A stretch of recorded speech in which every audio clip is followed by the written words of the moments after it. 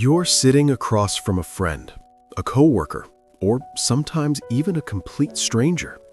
They start talking about a problem they're having. You lean in, you nod, and you listen. 10 minutes go by, then 20, then 45. They haven't asked you a single question about your life.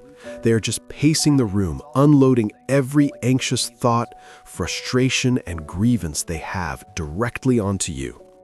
When they finally finish, they take a deep breath, smile, and say, "Wow, I feel so much better.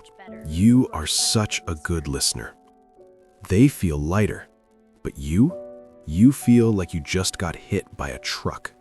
Your chest is tight, your brain is foggy, and somewhere underneath the exhaustion, there's this quiet, guilty thought you don't want to admit out loud.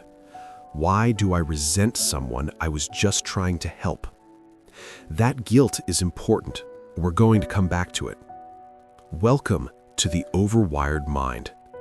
In our previous videos, we talked about why your brain acts like an empathy sponge and why you get anticipation fatigue before social events. Today, we're looking at the dark side of being highly empathetic. We're going to break down why you are a magnet for emotional dumpers and how to escape what psychologists call the safe space trap.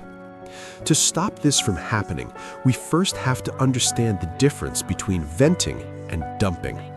Venting is a two-way street. It's a healthy exchange between two people who respect each other's emotional limits. Emotional dumping is something different. The person speaking isn't looking for a conversation. They aren't looking for solutions. They're looking for a receptacle, and they will keep pouring until the receptacle is full. If you have an overwired mind, you're the perfect receptacle. Here's why. People who process deeply use active listening cues by default. You maintain steady eye contact. You don't interrupt. Your face naturally mirrors the emotions of the person speaking. To most people, this is just politeness. But to an emotional dumper, your attentiveness is a green light. Their brain subconsciously registers, this person is not going to stop me. This person will absorb my chaos without pushing back. This is the safe space trap. Your empathy makes you a beautiful, safe harbor for people in pain. But because you're so afraid of seeming rude or making someone feel rejected, you never put a door on that harbor. You leave it open. And the people who need a harbor the most, the ones carrying the most unprocessed chaos, they find you every single time. When this happens repeatedly, your nervous system starts paying the price. Cortisol spikes. Your body stays in a low-grade stress response long after the conversation ends. Therapists call this compassion fatigue, not just emotional tiredness, but a deep physical burnout that eventually makes you resent the very people you were trying to help. And that's where the guilt comes from. You are not a bad person for feeling resentful. You're an exhausted person who was never taught that a safe space is only safe when it has a door. Here's the part most advice gets wrong. People tell you to set boundaries like it's simple. Like you can just decide one day to stop caring so much. But if you have an overwired nervous system, boundaries feel like cruelty. So we're not going to talk about caring less. We're going to talk about building a door and learning when to close it. Step 1, the capacity check. Most of us already know who the emotional dumpers in our lives are.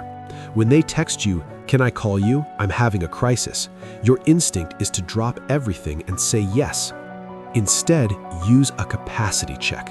Reply, "I love you and I want to be there for you, but I'm running on a really low emotional battery right now. Can we talk tomorrow when I actually have the energy to show up for you properly?" Notice what you're doing. You're not rejecting them. You're telling them the truth, that a burned-out version of you is not what they deserve either. That reframe matters because it lets you protect yourself without feeling like a bad friend. Step 2, the containment question. If someone is already caught in the trap, someone is mid-monologue and you can feel your nervous system starting to flood, you need to interrupt. Not aggressively, deliberately. Gently hold up a hand, say their name, ground them, and then ask, I can hear how overwhelmed you are right now. Are we venting or are we actually trying to solve something? That question does something powerful. It pulls them out of the emotional spiral and asks them to be a participant in the conversation instead of the sole narrator. Sometimes it's the first time anyone has ever asked them that, and it genuinely helps them. Step 3. The graceful exit. If someone cannot self-regulate and keeps unloading despite your attempts to redirect, you are allowed to remove yourself. Stand up, check your phone, say, "I'm so sorry you're going through this, but I have to step away and take care of something." You do not owe them an explanation for what that something is. Your mental health is the something. That is enough. Being a good listener is rare. It's genuinely one of the most valuable things a person can offer another human being. But you're not a dumping ground for emotions that other people refuse to sit with themselves. A safe space is only safe if it has limits.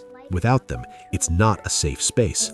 It's just a place where you absorb someone else's pain so they don't have to feel it. You are allowed to care deeply and still protect your energy. Those two things are not opposites. Take a breath, build the door, and I'll see you in the next one.